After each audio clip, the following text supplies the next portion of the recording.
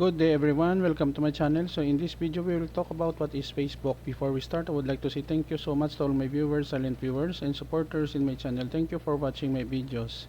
If you're new with my channel and then you like this video, please hit the like button. Don't forget to share and please support my channel guys by clicking the subscribe button. So let's begin. What is Facebook?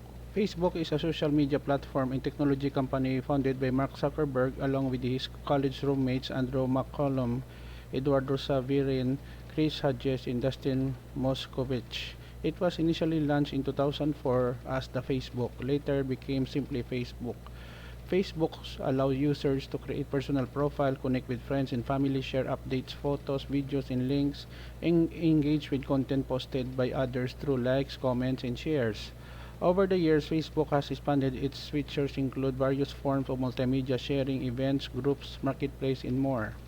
Additionally, Facebook has acquired several other major platforms and services such as Instagram, WhatsApp, making it one of the largest, most influential technology companies in the world. It has also been involved in various controversies related to privacy, data handling, and its impact on society.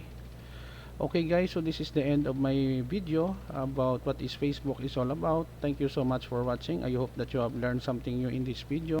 Don't forget to like, share, and please support my channel guys if you are new by clicking the subscribe button. See you in the next video tutorial guys. This is your friend Jake saying bye bye for now.